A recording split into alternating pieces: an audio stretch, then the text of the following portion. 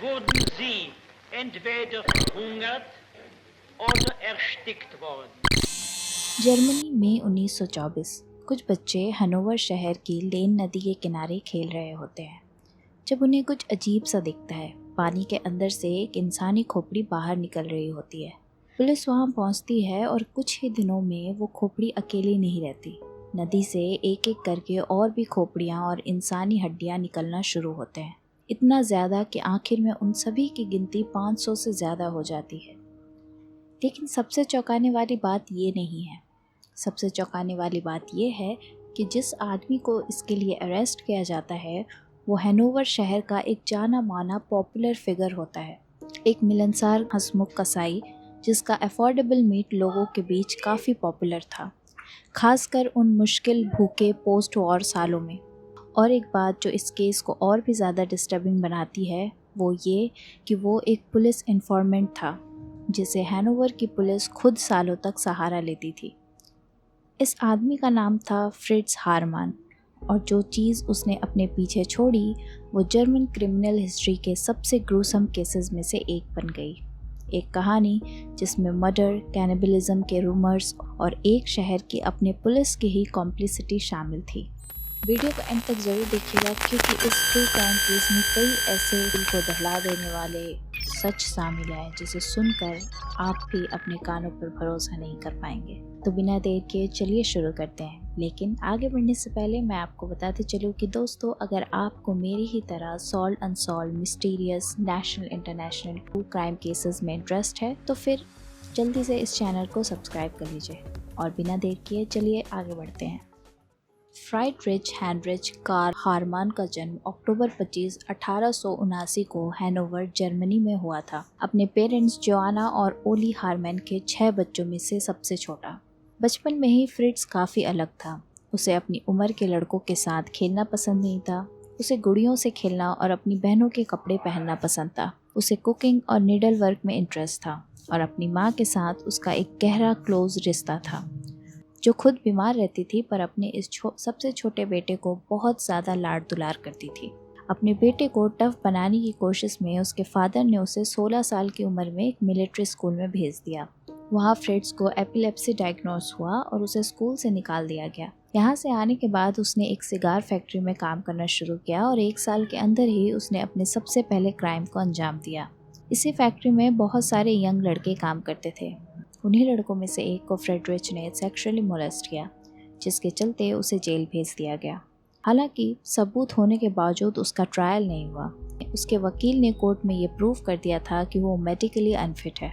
Trial ना होने के बावजूद वो जेल में रहा, पर 6 महीने के बाद जेल से भागकर स्विट्जरलैंड चला गया। यहाँ 2 साल तक काम करने के बाद वो वापस जर्मनी आकर मिलिट्री में खुद को एनलिस्ट किया। हालांकि इस बार भी मेडिकली अनफिट होने की वजह से उसे मिलिट्री से निकाल दिया गया, पर मिलिट्री ज्वाइन करने की वजह से उसे फुल पेंशन मिलने लगा, जिसके चलते वो मिलिट्री छोड़ के आकर अपने पिता की फैक्ट्री में काम करने लगा।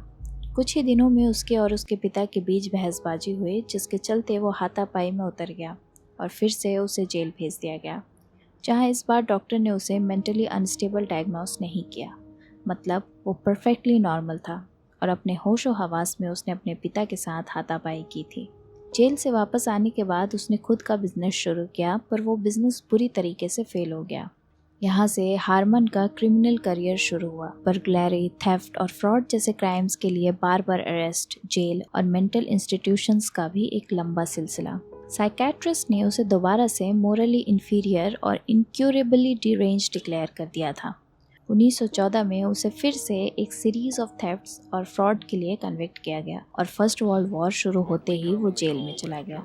1918 में जब हारमन जेल से बाहर आया, जर्मनी एक बिल्कुल अलग देश था। फर्स्ट वर्ल्ड वॉर के बाद पूरा नेशन बैंकरप्ट था। भूख और पॉवर्टी हर जगह थी। हजारों बच्चे अपने घर छोड़ छोड़ कर भाग रहे थे, काम या खाने की तलाश में। हारमन के लिए ये हालात एक नया मौका लेकर आई। उसने पुलिस के लिए एक इन्फॉर्मेंट की तरह काम करना शुरू किया। क्योंकि वो खुद चोर और उचक्का था तो उसे इस नेटवर्क के बारे में पुलिस से ज़्यादा पता था, जिसके चलते वो आसानी से पुलिस की मदद करके क्रिमिनल्स को पुलिस के जाल में फंसा देता। सस्पेशन से बचने के लिए वो खुद भी कभी कभी इन रेड्स के दौरान अरेस्ट हो जाता, जिससे पुलिस का उस पर ट्रस्ट और भी बढ़ जाता। वो अपना ज़्यादातर वक्त हैनोवर के सेंट्रल रेलवे स्टेशन के आसपास बिताता। वहाँ वो ट्रैवलर्स को ब्लैक मार्केट की चीज़ें बेचता और कभी कभी एक फेक डिटेक्टिव्स की तरह एक्ट करते हुए खुद ही फॉल्स डॉक्यूमेंट्स रखने वाले लोगों की सिटीजन अरेस्ट करवा देता। और यही रेलवे स्टेशन उसका हंटिंग ग्राउंड भी बन गया। सितंबर 25, 1918 को फ्रेडरिल रोथ नाम का एक 17 साल का बच्चा गायब हो गया।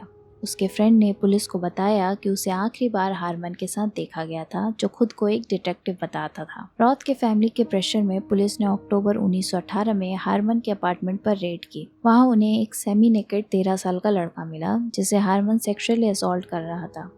पुलिस ने हारमन को अरेस्ट किया, लेकिन ज्यादा सबूत ना होने के चलते उसे जल्द ही रिलीज कर दिया गया।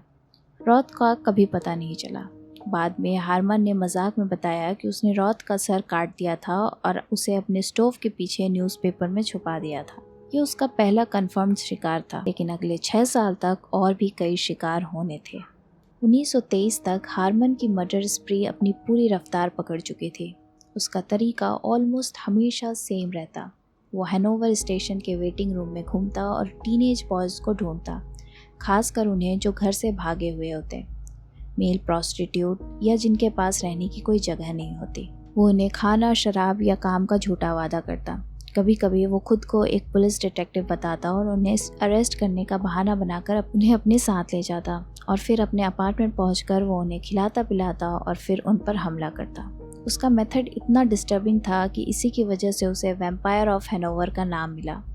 वो अपनी विक्टिम्स की गर्दन को काटकर उन्हें जान से मार देता, या फिर असॉल्ट के वक्त ही उनका गला दबाकर। क्राइम करते वक्त उसका एक ही टारगेट होता, और वो था अपने विक्टिम्स के विंड पाइप को खुद के दांत से काटना, और उसकी बाइट सीधा उनके विंड पाइप को पूरी तरह काट देती। और उसके अनुसार उसका ये तरीका उसके लिए लव बाइट था। उसके विक्टिम्स की उम्र 10 से 22 साल के बीच होती थी, ज़्यादातर मिड टीन्स में। 1923 में हांस ग्रांस नाम का एक आदमी जो ब्लैक में कपड़े बेचता था, वो हारमन का एकॉम्प्लिस बना। कहते हैं कि वो अचानक रूम में आ गया था जब हारमन अपने दूसरे विक्टिम 17 साल के फ्रिट्ज फ्रांके को ऑलरेडी मार चुका था। इसके बाद ग्रांस कई बार हारमन के विक्टिम्स को उनके कपड़ों की वजह से चूज करता, जेलसी में, क्योंकि वो उनके कपड़े बेचना चाहता था। अगले 9 महीने में कम से कम 12 और बच्चों की जान चली गई। हर मर्डर के बाद हारमन अपने विक्टिम्स के बॉडीज को डिसमेंबर करता, खोपड़ियाँ तोड़कर लेन नदी में बहा देता या मार्श में फेंक दी जाती, और उनके कपड़ों को हांस ग्रांस बेच देता या खुद रख लेता। और फिर आया वो हिस्सा जो आज भी सबसे ज़्यादा डिस्टर्बिंग माना जाता है। हारमन पहले से ही ब्लैक मार्केट में कसाई की तरह जाना जाता था। अपने फ्रेंडली नेचर और अफोर्डेबल मीट की वजह से वो लोगों में काफ़ी पॉपुलर था, खासकर ऐसे वक्त में जब पोस्ट वॉर का पीरियड चल रहा था। लोगों के पास खाने के लिए उतना कुछ था नहीं और सारी चीज़ें बहुत ही महंगी थी। ऐसे में उसका अफोर्डेबल मीट बेचना, फ्रेंडली होना, जिसके वजह से वो लोगों में काफ़ी पॉपुलर हो गया और अक्सर लोग उससे मीट खरीदते थे। अरेस्ट होने के बाद रूमर्स फैलने लगी कि जो मीट हारमन बेचा करता था वो असल में उसके विक्टिम्स का फ्लैश था, जिन्हें पोर्क या बीफ बताकर बेचा जाता था। जब उसे पूछा गया कि उसे ये मीट कहाँ से मिलता है, हारमन कभी कभी बताता कि एक कार्ल नाम का बचर उसे देता है, लेकिन उसकी कहानियाँ इसके बारे में बार बार बदलती रहती, जो इन्वेस्टिगेटर्स को बाद में काफ़ी शक्की लगी। इस बात का कोई डेफिनेट प्रूफ नहीं मिल पाया कि हारमन ने अपने विक्टिम्स का मीट खाया या बेचा, लेकिन यह थ्योरी इतनी वाइडली बिलीव्ड हुई कि आज भी उसका केस का एक इम्पॉर्टेंट हिस्सा मानी जाती है। सबसे डिस्टर्बिंग बात यह है कि हारमन के साथ हैनोवर की पुलिस का काफ़ी क्लोज रिश्ता था। वो सालों तक उनके इन्फॉर्मेंट की तरह काम करता रहा, और कई बार तो यूथ वेलफेयर वर्कर्स को पुलिस के द्वारा खुद यह बताया जाता था कि वो एक डिटेक्टिव है, जबकि वो असल में ऐसा कुछ भी नहीं था। इसी ट्रस्ट की वजह से हारमन काफ़ी लंबी देर तक अथॉरिटीज़ की नज़रों से बचा रहा, चाहे कई फैमिलीज़ ने अपने बच्चों के गायब होने की रिपोर्ट पुलिस को बार बार दी हो। होमोसेक्सुअलिटी उस वक्त के जर्मनी में इतना सीक्रेटिव था कि विक्टिम्स और उनके फ्रेंड्स भी खुलकर अपनी बातें शेयर करने से डरते थे, जिससे हारमन को और ज़्यादा फ़ायदा हुआ। और फिर वो दिन आया जिसका इंतज़ार हारमन ने तो कभी नहीं किया था, पर उन मासूम बच्चों की रूह ने ज़रूर किया होगा। मई 1924 में कुछ बच्चे लेन नदी के किनारे खेल रहे थे।